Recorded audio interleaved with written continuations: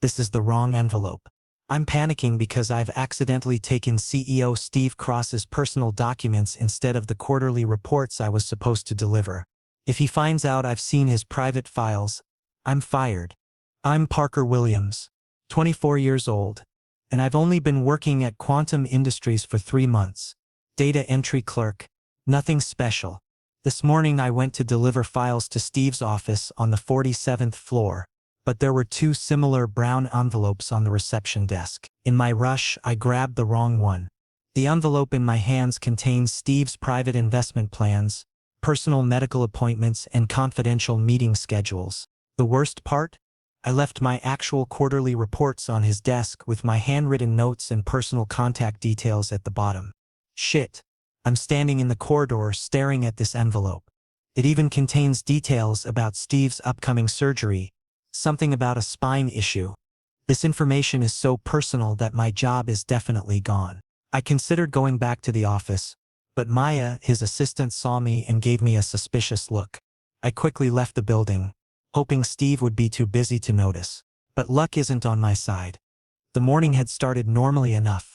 I'd arrived at Quantum Industries at exactly 7:45 a.m., 15 minutes before my shift. The data entry department was buzzing with its usual pre-work energy, coffee brewing, computers booting up, and the quiet chatter of colleagues preparing for another day of spreadsheets and database management. My supervisor, Mrs. Chen, had approached my desk with a stack of documents. "Parker, I need these quarterly reports delivered to the 47th floor immediately. CEO's office. Make sure they go directly to Maya Rodriguez," his assistant. The weight of the responsibility had made my stomach flutter.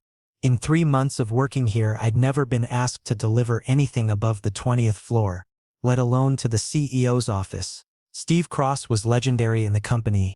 Brilliant, demanding, and notoriously private. Employees spoke about him in hushed tones, sharing stories of his ruthless business decisions and intimidating presence.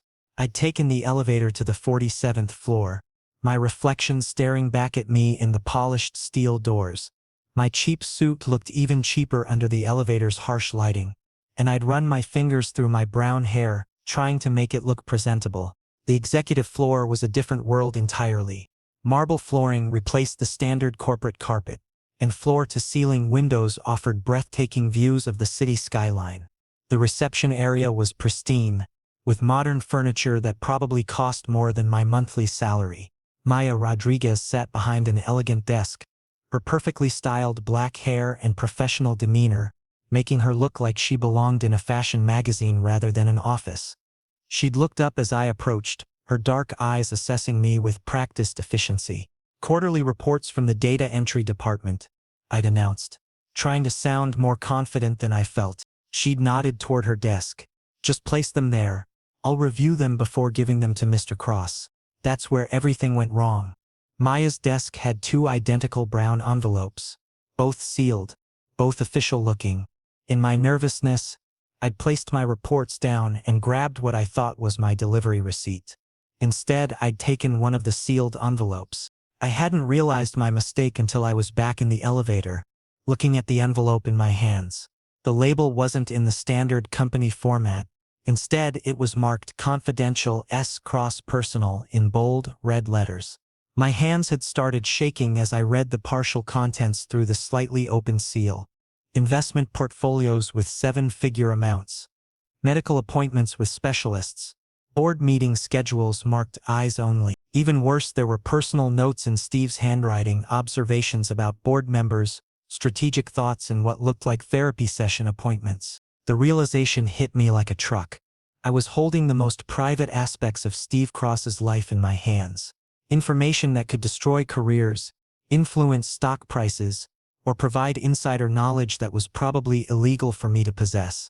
I tried to return to the 47th floor immediately, but the elevator was packed with senior executives heading to a morning meeting. By the time I reached the executive floor again, Maya was deep in conversation with someone on the phone, and Steve's office door was closed with a "Do Not Disturb" sign prominently displayed. Security guards were stationed at various points on the floor, something I hadn't noticed during my first visit. One of them, a tall man with graying temples, had watched me pace near the elevators for several minutes before approaching. Can I help you with something? I need to return something to Mr. Cross's office. I'd stammered. Mr. Cross is in back-to-back meetings until this afternoon. Maya can handle anything you need to deliver. But Maya was still on her phone call, and I couldn't interrupt to explain that I'd accidentally stolen the CEO's personal documents. The whole situation felt surreal and increasingly dangerous with each passing minute. That's when I'd made my second mistake. I'd panicked and fled. Now I'm standing in the parking lot, the envelope burning like fire in my hands, when the security guard from upstairs approaches me. Mr. Williams. His voice carries the authority of someone used to being obeyed. CEO has called you back immediately. My heart sinks. Steve has already noticed. I'm standing in the elevator, counting each floor like I'm heading toward my execution. 40. As the doors open, I can hear Steve's deep voice. He's having a normal conversation on the phone, but his tone carries that underlying authority that makes everyone in the building nervous. The walk from the elevator to his office feels endless. Maya signals for me to enter, and I step into Steve Cross's domain. The office is massive, with floor-to-ceiling windows offering a panoramic view of the city. Modern art hangs on the walls, and everything from the furniture to the lighting screams expensive taste. Behind an imposing mahogany desk sits Steve Cross himself. He's even more intimidating in person than the company photos suggest. Tall, probably in his mid-30s, with perfectly styled dark hair and piercing gray eyes. His tailored suit fits him like it was painted on, and when he looks up from my quarterly reports, I feel like he can see straight through me. Parker. The way he says my name sends a chill down my spine. Interesting handwriting you have. Sir, I can explain. Can you?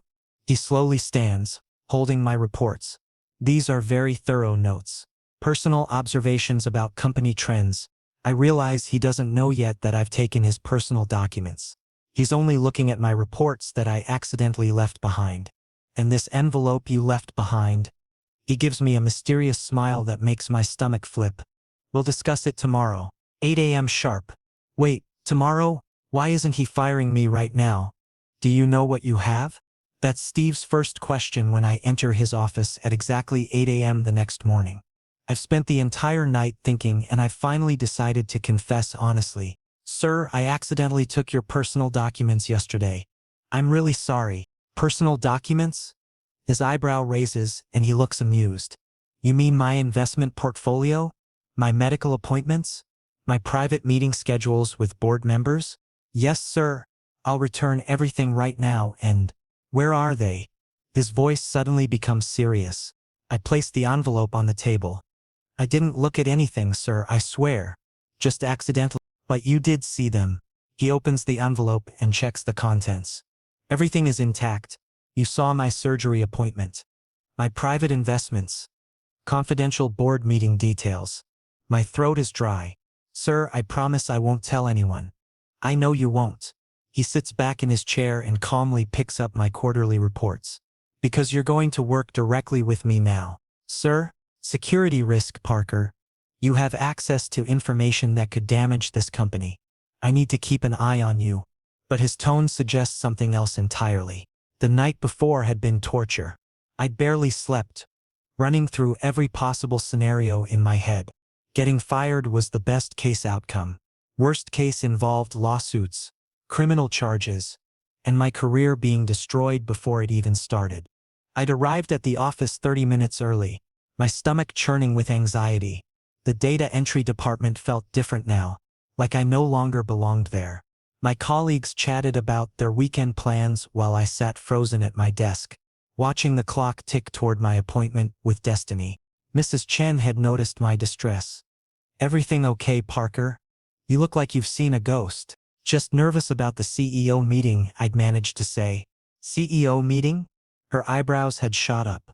What CEO meeting? I'd realized then that nobody knew about my situation. As far as the company was concerned, I was just another data entry clerk who'd delivered some reports yesterday. The magnitude of my mistake was still secret. Now sitting across from Steve Cross in his imposing office, I'm trying to read his expression. He doesn't look angry exactly. There's something else in his gray eyes, calculation, maybe even interest. You mean surveillance? I ask. I mean partnership. He leans forward. You'll be my personal assistant, handle confidential matters, work closely with me on sensitive projects. I'm confused. Is this punishment or promotion? The proposal is surreal. Yesterday I was a nobody in the data entry department, and now he's offering me a position that typically requires years of experience and advanced degrees. Personal assistants to CEOs are usually highly qualified professionals with impressive resumes, not college dropouts who can barely afford their rent. I don't understand, I say honestly. Why would you trust me with more confidential information after what happened? Steve studies me for a long moment. Tell me, Parker, what did you think when you realized you had my personal documents? The question catches me off guard. I panicked. I knew I had to return them immediately. You could have read them thoroughly, could have photographed them, could have sold the information to competitors or journalists. His voice is measured, clinical. Why didn't you? Because it wasn't mine to read. It was private. Private. He repeats the word like he's testing its weight. When was the last time someone in this company respected my privacy without being legally bound to do so? I don't know how to answer that. Maya will train you this week. Starting Monday, you report directly to me. He stands up. And Parker? Those documents stay with me. As insurance. Insurance against what? Against you leaving. His gray eyes lock with mine. And there's an intensity there that makes my breath catch. We wouldn't want you to take any more wrong documents to another company, would we? The implication is clear. He's keeping evidence of my mistake as leverage. But there's something else in his expression. Something that makes me think this isn't entirely about security protocols. I realize I'm trapped, but strangely I'm feeling excited instead of scared. The rest of our meeting is surprisingly businesslike. Steve explains that my new position will come with a substantial salary increase, more than triple what I'm making in data entry. I'll have access to executive-level information, attend high-level meetings, and essentially become his right hand in daily operations. The transition will be immediate, he explains. Maya will handle your paperwork with HR today. By tomorrow, you'll have a new employee ID, parking privileges, and access to the executive floors. What about my current position? Mrs. Chen will be informed that you've been selected for a special assignment. She'll receive a temporary replacement. His smile is slight but genuine. Consider it a promotion based on exceptional circumstances. As I prepare to leave, Steve calls my name. Parker? I turn back. Don't disappoint me. The warning is clear, but his tone carries something warmer than threat. Almost like hope. Walking back to the elevator, my mind is reeling. In the span of 24 hours, my entire life has changed. Yesterday I was worried about making rent. Today I'm being offered a position that will solve all my financial problems and then some. But as the elevator descends toward the data entry floor, I can't shake the feeling that Steve Cross's interest in me goes beyond simple security concerns. The way he looked at me, the personal questions, the unusual offer, none of it feels like standard corporate damage control. Maya Rodriguez is waiting by the elevators on the ground floor, a manila folder in her hands. Mr. Williams? She approaches with professional efficiency. Mr. Cross asked me to give you this. The folder contains my new employment contract, building access cards, and a detailed schedule for the upcoming week. Everything is perfectly organized, as if this transition had been planned long before our meeting. Training starts tomorrow at 7 a.m., Maya explains. I'll show you your new workspace and introduce you to the executive team protocols. Maya, I say, then hesitate. Yes? Is this normal? Promoting someone so quickly? Her expression shifts slightly, becoming more personal than professional. Mr. Cross doesn't do anything without good reason. Parker? He's not impulsive, despite what some people think. If he's chosen you for this position, it's because he sees something valuable. As she walks away, I'm left standing in the lobby, holding my new life in a manila folder. Whatever Steve Cross's reasons, whatever his plans, I'm about to find out just how deep this rabbit hole goes. And despite everything, I'm eager to find out. What's your coffee preference? This is Maya's question on the third day of my training. I'm learning Steve's schedule, preferences, and working style. But the strangest thing is that he never directly involves himself in my training. He always communicates through Maya. Sir doesn't usually work this closely with new assistants, Maya whispers during our lunch break. Normally he's very distant. But with you, he asks about your progress every hour. Maybe he's just concerned about the security risk. I defend, but Maya's skeptical expression says otherwise. The training is comprehensive and intense. Maya walks me through Steve's complex scheduling system, his preference for specific brands of coffee and bottled water, his requirements for meeting preparations, and the intricate filing system he uses for confidential documents. Every detail is precisely organized, reflecting a mind that demands perfection in all aspects of his professional life. He takes his coffee black, no sugar, but only between 6 a.m. and 2 p.m. Maya explains as we review the daily routine checklist. After 2 p.m. he switches to green tea. Never serve him anything in plastic cups, only ceramic or glass. He notices these details and judges competence based on attention to such specifics. I'm taking notes frantically, trying to memorize every requirement. The responsibility feels overwhelming, but there's also something thrilling about being trusted with such intimate knowledge of how Steve Cross operates. Phone calls are screened through 3 levels of priority. Maya continues, Level 1, board members, major investors, and family emergencies only. Level 2, department heads, legal counsel, and scheduled appointments. Level 3, everything else goes to voicemail unless specifically requested otherwise. The complexity of managing Steve's daily operations is staggering. He typically works 14-hour days, taking meetings with international clients across different time zones, reviewing financial reports that affect thousands of employees, and making decisions that influence millions of dollars in company assets. How do you keep track of everything? I ask Maya during our afternoon session. Experience in coffee, she replies with a small smile. Lots of coffee, but what strikes me most during the training is how often Steve's name comes up in Maya's instructions. Not just as Mr. Cross or the CEO, but with subtle personal observations that suggest she's worked closely with him for years. He gets irritable around 4 p.m. if he hasn't eaten lunch, she notes. Always keep protein bars in the top drawer of his desk. He'll never ask for them, but he'll take them if they're available. Does he often skip meals? When he's focused on a project, he forgets basic human needs. Food, water, breaks. Everything becomes secondary to whatever problem he's trying to solve. These insights paint a picture of Steve that's different from his intimidating public persona. The ruthless CEO who makes employees nervous is also someone who gets so absorbed in his work that he forgets to eat. Friday afternoon, Maya finally announces, "You're ready. Starting Monday you'll work directly with Sir." Over the weekend I'm nervous. 2 days of direct interaction with Steve are approaching, and I'm still processing how all of this happened.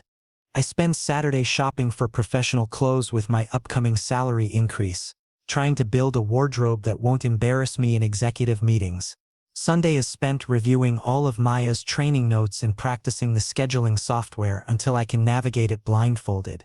Monday morning, I arrive punctually at 8 a.m. Maya hasn't arrived yet, so I wait in the reception area. Suddenly, Steve's office door opens. "You're early," he notes, and this is the first time he's addressed me directly without Maya present. "I wanted to be prepared, sir." "Good." He gestures for me to come inside. "Coffee?" I'm surprised. "Sir, are you going to make coffee?" "I always make my own coffee." Maya brings it from outside. He walks to an expensive coffee machine in the corner of his office. "But since you'll be working closely with me, you should know my actual preferences, not what Maya thinks they are." This small gesture feels personal. I watch as he carefully prepares the coffee, particular about temperature, specific cream-to-coffee ratio, and timing that suggests this morning ritual is important to him. The office feels different when it's just the two of us. Less formal, more intimate. Steve moves with quiet confidence, and I notice details that aren't apparent when Maya is present. The way he unconsciously straightens objects on his desk, how he checks his phone with quick, efficient movements, and the fact that he hums softly while making coffee. "Your training reports were impressive." He starts casual conversation while the coffee brews. "Maya says you learn quickly." "Thank you, sir." "Steve." He suddenly stops what he's doing. "When it's just us, call me Steve." "But sir, that's not professional." "Neither was you accidentally taking my personal medical information." His smile is slight but genuine. We've crossed several professional boundaries already, Parker. Might as well acknowledge it. The coffee is ready and he prepares 2 cups. When he hands me mine, our fingers briefly touch. The contact is small, but I feel an electric sensation that makes my pulse quicken. Today we'll review the Morrison acquisition. Highly confidential. But I think you can handle it. His trust feels significant. Why? I finally ask. Why trust me with confidential projects after what happened? Steve is silent for a moment. Then, because your mistake was genuine. No agenda, no malice. Just human error. He pauses. I find that refreshing. The Morrison acquisition files are spread across Steve's conference table. Financial projections, legal documents, competitive analysis reports, and strategic planning materials worth millions of dollars. As we review each section, I take detailed notes, trying to understand not just the facts but the strategic thinking behind each decision. Steve occasionally leans over my shoulder to point out specific documents or explain complex financial concepts. In a professional setting, this would be normal. But his proximity makes me feel strange butterflies that I don't entirely understand. He smells like expensive cologne and coffee. And when he reaches across me to grab a document, I can see the precise way his shirt fits across his shoulders.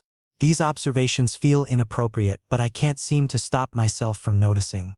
The key to understanding acquisitions, Steve explains, his voice closer to my ear than necessary, is recognizing what the target company doesn't know about themselves. Morrison thinks their value is in their customer base, but actually their real asset is their distribution network. His analysis is brilliant, breaking down complex business relationships into clear, actionable insights. I'm genuinely impressed by his strategic thinking, and my notes reflect not just what he's saying but my own questions and observations about the acquisition. You're asking good questions, he comments, reading over my shoulder. Most people just write down what I tell them. You're thinking critically about the information. The compliment makes me feel proud in a way that seems disproportionate to the situation. As the day progresses, our working relationship develops a natural rhythm. Steve explains complex concepts patiently, and I ask questions that seem to genuinely interest him. There's an ease between us that feels unexpected given our formal introduction. When I'm preparing to leave that evening, Steve casually says, "Same time tomorrow, Parker." And, "Good work today." The compliment is simple, but his tone carries warmth that I've never heard before. Walking to the elevator, I realize that whatever is happening between Steve Cross and me is becoming more complicated than a simple employer-employee relationship. And despite knowing that complications could be dangerous, I find myself looking forward to tomorrow. Who is Kevin? Steve's question is direct and sharp. I'm shocked because he's looking at my personal phone, which I accidentally left on his desk while organizing files. Sir Steve, he's just a college friend. A college friend who calls you at 11 p.m. His voice has an edge, and I can recognize the undertone of jealousy. He's a finance major. I got help from him with the quarterly reports. It's the truth. But Steve's expression suggests this answer isn't satisfactory. 2 weeks have passed since I started working directly with Steve, and I've noticed subtle changes in our dynamic. What began as strictly professional interactions has gradually become more personal. Coffee breaks stretch longer than necessary. Evening discussions extend well past business hours, and sometimes he asks questions that have nothing to do with work. Just yesterday he'd asked about my weekend plans while we reviewed acquisition documents. The question had seemed casual, but there was something in his eyes that suggested he genuinely wanted to know how I spent my time away from the office. Help? He slides my phone toward me. What kind of help exactly? I realize Steve's possessiveness is entering dangerous territory. The way he's questioning me feels more like interrogation than casual curiosity, and his body language has shifted from professional distance to something more intense and personal. Formatting help. Excel formulas. Nothing confidential. Nothing confidential. He repeats my words slowly, like he's testing them for truth. But you discussed company reports with an outsider. Steve, it wasn't what, Parker? He stands up and slowly moves toward me. A security breach? Sharing internal information? Or maybe just keeping secrets from me? His proximity is overwhelming. I find myself backed against the filing cabinet, and Steve is standing directly in front of me, close enough that I can smell his cologne. That expensive, intoxicating scent that I've come to associate with these moments when professional boundaries blur into something more dangerous. The afternoon sunlight streaming through his office windows creates shadows across his face, highlighting the sharp angles of his jawline and the intensity in his gray eyes. He's not just my boss in this moment, he's something else entirely, something that makes my pulse quicken and my thoughts scatter. I don't keep secrets from you. Don't you? His hand comes up to rest on the wall right beside my head, effectively trapping me. Then tell me why Kevin calls you so late. Tell me what you discuss. Tell me why you smile when you read his messages. The accusation in his voice is unmistakable, but underneath it is something rawer: vulnerability, maybe even pain. You've been watching me read my messages? I watch everything you do, Parker. His voice drops to a whisper, and the confession sends shivers down my spine. Every expression, every reaction. I can't seem to stop myself. My heart is racing, but not from fear. Steve's intensity, his confession, his proximity, everything is overwhelming but not unwelcome. There's something electric in the air between us, something that's been building for weeks through lingering glances, accidental touches, and conversations that stretch beyond professional necessity. Why? I whisper back. Because, his face moves inches closer, you've become the most important part of my day, and the thought of you, with someone else, sharing smiles, sharing time. He doesn't finish the sentence, but he doesn't need to. The possessiveness in his voice, the way his free hand has unconsciously moved to rest near my waist, the intensity of his gaze, everything communicates what he can't quite say aloud. This is the moment I realize that whatever has been building between us has moved far beyond a simple employer-employee relationship. Steve Cross, the intimidating CEO who makes board members nervous and employees scatter, is standing here confessing that he's been watching me, thinking about me, obsessing over the details of my personal life. The rational part of my mind knows this is dangerous territory. He's my boss, there are power dynamics at play, and this kind of intensity could destroy both our careers. But another part of me, a part that I've been trying to ignore for weeks, is thrilled by his confession, excited by his jealousy, and desperately attracted to this vulnerable side of him that no one else gets to see. His phone suddenly rings loud and jarring in the tense silence. The spell breaks immediately. Steve steps back, running a hand through his perfectly styled hair, visibly frustrated by the interruption. Cross here, he answers curtly, his professional mask sliding back into place. I can hear the voice on the other end. It's clearly a board member, someone important enough that Steve can't ignore the call. His responses are clipped and efficient, but I can see the tension in his shoulders, the way his free hand clenches and unclenches at his side. I quickly grab my phone and escape from the office, but I can feel Steve's eyes following me even as he continues his conversation. In the corridor, I realize that our situation has become far more complicated than professional boundaries can contain. Maya approaches with files, her expression concerned. Everything okay? Sir looked intense. Just work stuff, I lie. But Maya's expression suggests she doesn't believe me. She's worked with Steve long enough to recognize when something is different. The tension that followed me out of his office is probably written all over my face. And Maya has always been perceptive about office dynamics. Parker, she says quietly, be careful. What do you mean? Mr. Cross is complicated. He doesn't do things halfway. When he focuses on something or someone, it becomes everything to him. Her warning is gentle but serious. Just be careful. As she walks away, I'm left standing in the hallway, my phone clutched in my hand, trying to process what just happened. The professional distance we've maintained for weeks crumbled in minutes, and I'm not sure there's any way to rebuild it. That evening, I receive a text from Steve. We need to talk. Tomorrow morning, early. The message is simple, but I can read volumes in those few words. Whatever has been simmering between us is about to boil over, and I know that tomorrow everything will change. I spend the night staring at the ceiling, replaying every moment of our confrontation, every word he spoke, every look that passed between us. By morning, I've come to a realization that both terrifies and exhilarates me. I don't want to go back to the way things were. Whatever happens tomorrow, whatever Steve wants to discuss, I know I'm ready to face it. The professional boundaries were always going to be temporary anyway. Some lines are meant to be crossed. Come to my place. Tonight. We need to finish yesterday's conversation. Steve's message is direct, leaving no room for misinterpretation. After yesterday's almost moment, I've been feeling uneasy all day. Maya has been noticing the tension between Steve and me, but I've been trying to behave professionally. His penthouse address is attached to the message. I know this isn't a professional meeting. The day drags endlessly. Every interaction with Steve is charged with unspoken tension.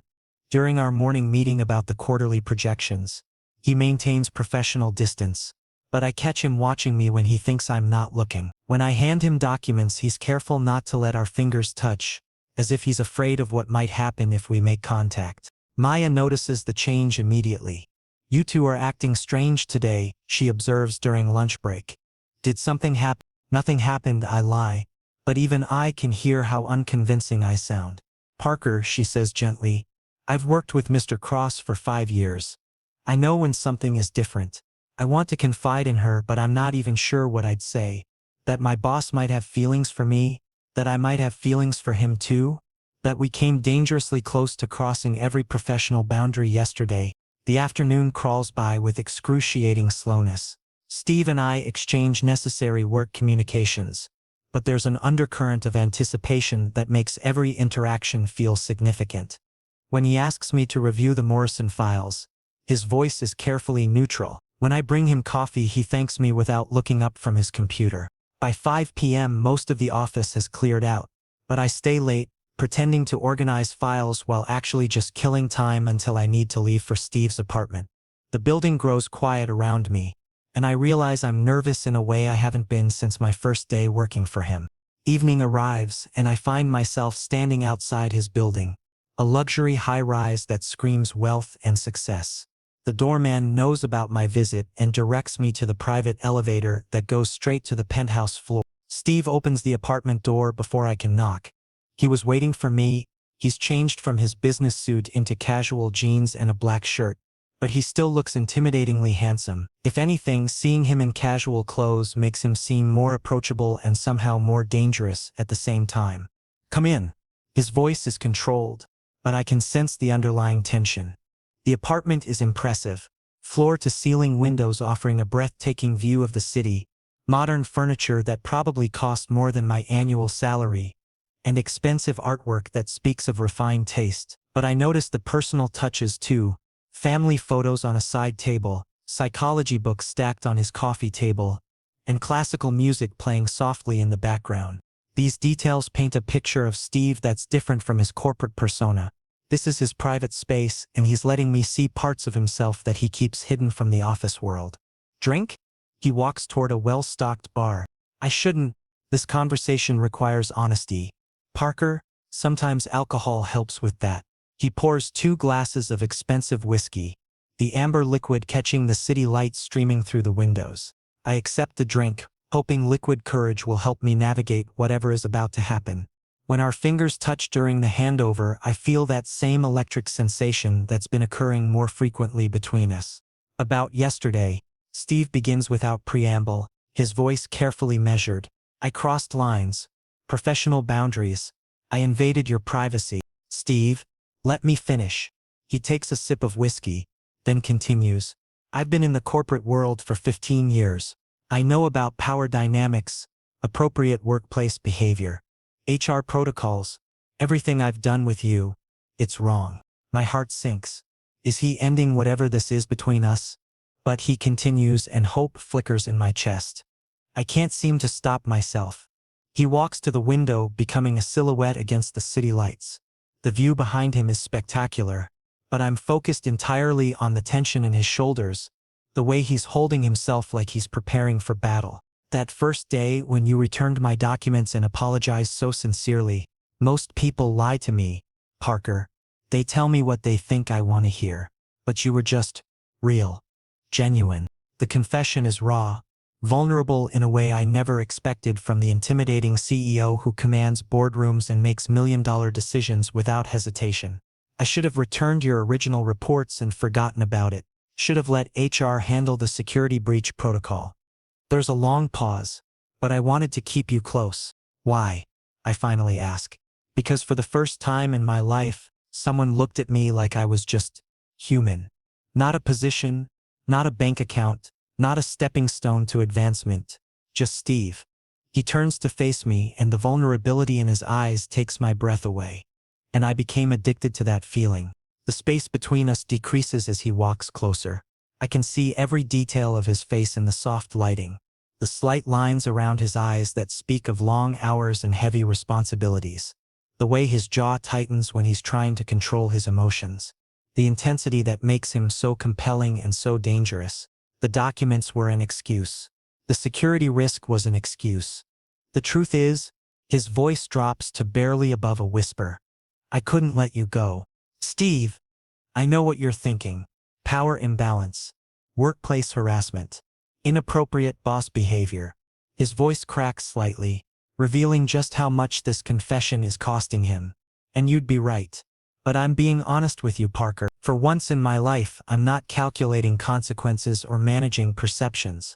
I'm just telling you how I feel. He's standing directly in front of me now, close enough that I can see the gold flecks in his gray eyes, close enough that I can feel the warmth radiating from his body. What do you want from me? I whisper. Everything, he says simply, and the honesty in that single word is devastating. But I'll settle for whatever you're willing to give. The confession hangs in the air between us, raw and vulnerable and completely honest. I realize this moment will define whatever happens next between us. And if I say no, then you go back to the data entry department Monday morning. I'll ensure excellent references, promotion opportunities, zero retaliation. His honesty is painful to hear. But I hope you don't say no. The choice is mine, and we both know it will change everything. So employees actually think we're secretly dating? I'm asking Steve this question while we review monthly reports together. 3 months have passed since that night at his apartment when everything changed between us. What started as a confession became a relationship, and now we're navigating the complex dynamics of dating your boss. Maya definitely suspects, Steve says with a small smile. She asked me yesterday if I needed help scheduling personal appointments. Subtle. I laugh. The transition from that pivotal conversation in his apartment to where we are now wasn't immediate or simple. After his confession, we talked for hours that night. About boundaries, about risks, about what we both wanted. The decision to pursue a relationship came with conditions and careful planning. HR involvement was necessary for transparency. Steve disclosed our relationship to senior management. I was officially transferred to the executive assistant position with a proper salary increase, and clear protocols were established to avoid potential conflicts of interest. The company's legal team reviewed everything to ensure we were complying with all workplace relationship policies. Morning meeting with the Morrison team. I remind him while organizing his schedule. Then lunch with investors, and the evening board presentation. Will you be there for the presentation? As your assistant, yes. Good. He approaches my desk and quietly says, I present better when you're in the room. These small moments of intimacy within our professional setting have become precious to both of us. We maintain professional boundaries during office hours, but there are subtle signs of our relationship that those who know us well can probably detect: the extra coffee that appears on my desk, the important documents that come with tiny personal notes tucked inside, and sometimes during late evenings when the building is quiet, he'll sit on the edge of my desk while we review schedules. Our colleagues have adapted to our partnership in different ways. Some of the senior executives seem genuinely pleased that Steve appears more relaxed and approachable than he used to be. Others maintain professional distance, probably uncertain about how to interact with someone who's both an assistant and the CEO's boyfriend. Maya has been our greatest ally. After the initial adjustment period, she became instrumental in helping me navigate the complex social dynamics of the executive floor. She also serves as an unofficial buffer when situations arise that could be complicated by our personal relationship. The Morrison acquisition is moving forward ahead of schedule, I tell Steve as we walk to the conference room. Legal finished their review this morning and the contracts are ready for final signatures. Excellent. Your organizational work on that project was crucial to the timeline. It's gratifying to know that our professional partnership has actually strengthened since our personal relationship began. If anything, working together has become more efficient and productive, because we understand each other's communication styles and thinking processes. During lunch break, we sit in the same coffee shop where I initially panicked about the document mix-up months ago. It's become our regular spot for midday conversations that blend business discussions with personal check-ins. Regrets? Steve asks, stirring his coffee. But the mistakes? But the complications? I think about it. Sometimes I wonder what would have happened if I'd been more careful that day. We would have found each other eventually, he says with confidence. Maybe under different circumstances, but some connections are inevitable. That sounds very romantic for a ruthless CEO. You bring out sides of me I didn't know existed. His expression softens. The romantic side is just one of them. Maya approaches our table. The coffee shop is popular with office workers, so we occasionally encounter colleagues during our breaks. Sir, the board members arrived early. They're asking for you. Professional mode immediately activates. Tell them 15 minutes. Steve responds, his voice shifting back to executive authority. As we walk back to the office, I reflect on how much everything has changed. This relationship started accidentally wrong documents, creating right opportunities. What began as a mistake became the foundation for something neither of us expected, but both of us needed. That evening, after a successful board presentation, we're relaxing in our apartment now since I moved in last month. The decision to live together felt natural after spending so much time together, both at work and during personal hours. Sharing living space has revealed aspects of Steve's personality that even months of working closely together hadn't shown me. He's surprisingly domestic, enjoys cooking elaborate meals on weekends, and has a habit of reading psychology journals while drinking morning coffee. He's also incredibly thoughtful about small details, always making sure my favorite tea is stocked, remembering when I mentioned wanting to try a new restaurant, and creating a home office space where I can work comfortably when needed. Maya asked me something interesting today. Steve mentions while we cook dinner together. About what? About whether personal assistant is a permanent position or if I'm planning to promote you to something else. Something else like what? Steve stops chopping vegetables and turns to face me with a meaningful look that makes my pulse quicken. Like partner, in business and in life. My heart skips. Steve, I know it's complicated. Office relationships, public perception, professional challenges. He steps closer. But we've handled complications before. We have. The conversation carries weight that goes beyond simple career planning. We've talked about the future before, about long-term goals, about how to balance our personal and professional lives, about what we want our relationship to become. But this feels like something more specific, more concrete. So, his smile is warm and genuine, not the CEO mask, not the intense possessive look from our early days. Just happy, content. Think you can handle more complications. With you, I think I can handle anything. It's true. The past few months have taught me that we work well together in all aspects of our lives. We challenge each other professionally, support each other personally, and have developed a partnership that's stronger than either of us expected. Sometimes wrong documents lead to exactly the right destinations. Sometimes mistakes become the best decisions you never knew you were making. Good, he says, pulling me closer. Because I have plans for us. Long-term plans. Looking back, that accidental document mix-up wasn't a mistake. It was the beginning of everything that mattered. What started as professional embarrassment became personal transformation for both of us. As we stand together in our kitchen, cooking dinner and planning our future, I realized that some of life's most important moments begin with the smallest accidents.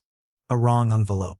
A moment of panic, and a CEO who saw something worth keeping in a nervous data entry clerk. The story that began with wrong documents delivered to the right person has become something neither of us could have planned but both of us needed.